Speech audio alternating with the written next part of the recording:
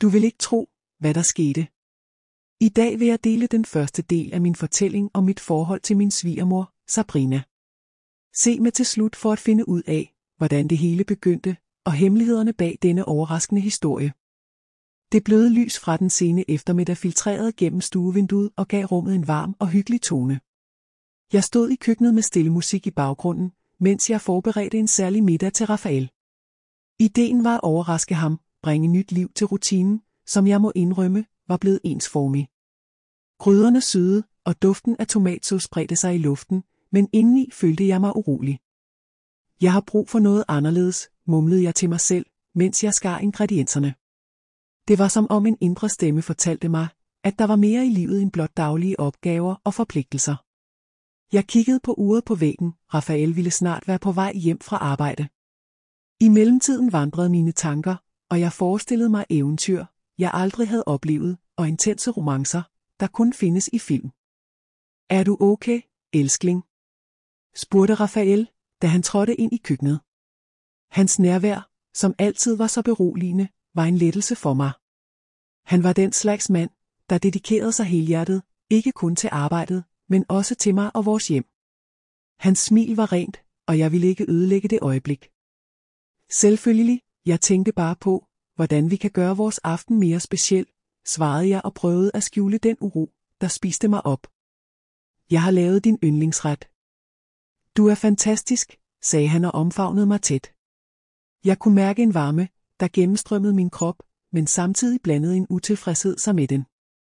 Det var en forvirrende følelse, hvordan kunne jeg elske nogen, og samtidig føle, at noget manglede. Efter et stykke tid var middagen klar.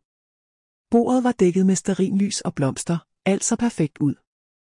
Rafael satte sig, og samtalen flød mellem os, men som timerne gik, kunne jeg ikke slippe følelsen af, at noget manglede.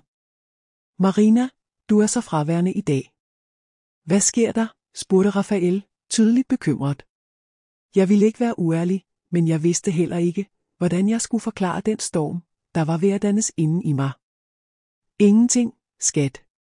Jeg var bare i tanker om livet og fremtiden. Det sidste ord undslap mine læber som et hviskende suk. Jeg ønskede mere end en forudsigelig fremtid. Døren ringede og afbrød mine tanker. Rafael rejste sig for at åbne, og mit hjerte begyndte at slå hurtigere. Jeg vidste, hvem det kunne være, og bare tanken fik mig til at blive nervøs.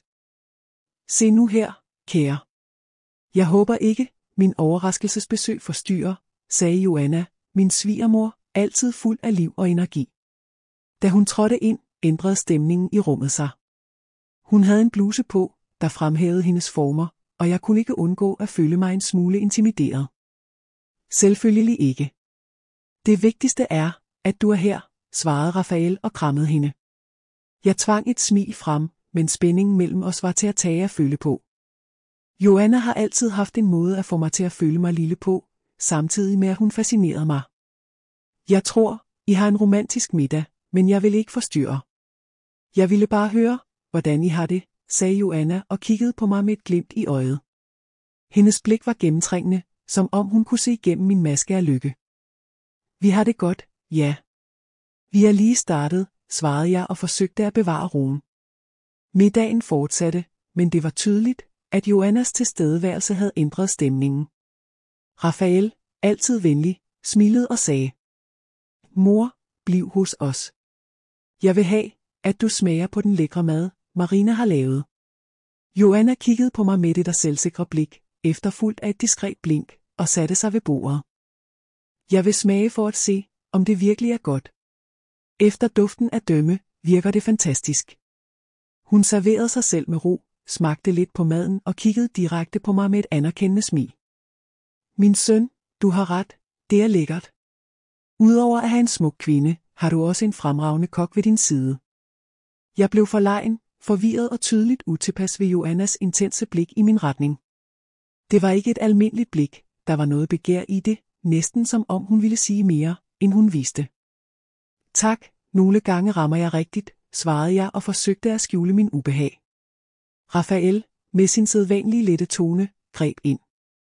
Mor, det er meget venligt sagt. Marina er virkelig god til at lave mad. Joanna, med sin skarpe humor, kiggede på Rafael og spøgte. Det er derfor, du er ved at blive en mand med fylde. Du var så tynd før. Vi lå alle lidt og brød et øjeblik den spænding, jeg følte. Samtalen flød videre mellem dem, men jeg kunne stadig mærke vægten af Joannas insisterende blik, der syntes at studere hver eneste detalje af mig. Efter middagen tilbød Joanna at vaske op. Det er ikke nødvendigt, Joanna. Jeg klarer det senere, svarede jeg høfligt. Hun kiggede diskret på uret og takkede derefter for middagen. Mens hun sagde farvel, var hendes opførsel rolig, men lige inden hun gik, sendte hun mig et sidste blik. Der var noget særligt ved det blik. Det var ikke bare en almindelig afsked, det var intenst, fyldt med en form for mening. Jeg blev stående et øjeblik, mens Rafael samlede tallerkenerne fra bordet. Min hjerne kunne ikke lade være med at genopleve hvert øjeblik fra aftenen, især Joannas blikke. Noget var på vej til at ske. Det føltes som om, en usynlig dør var blevet åbnet, og det bragte følelser frem, som jeg ikke vidste, hvordan jeg skulle fortolke. Joanna gik, men uroen blev hos mig. De blikke, hvad betød de? Senere, mens jeg vaskede op, kunne jeg ikke lade være med at forestille mig, om der var mere bag det hele, end jeg først havde lagt mærke til. Det var en mærkelig fornemmelse, en blanding af nysgerrighed, frygt og noget, jeg ikke ønskede at sætte ord på. Da jeg var færdig med det hele og gik ind i soveværelset, lå Rafael allerede i sengen, uvidende om mine bekymringer. Inden jeg slukkede lyset, kastede jeg et sidste blik ud af vinduet, som om jeg ventede, at vinden eller natten ville bringe svar. Men alt, der kom, var stilheden. Og en restløshed, der syntes at hviske, at denne historie kun lige var begyndt. Gå ikke glip af den næste video. I vil finde ud af, hvad der skete, og tro mig, det var noget uventet og helt utroligt. Gør jer klar til en drejning, der vil efterlade jer målløse. Aktiver klokken og følg med.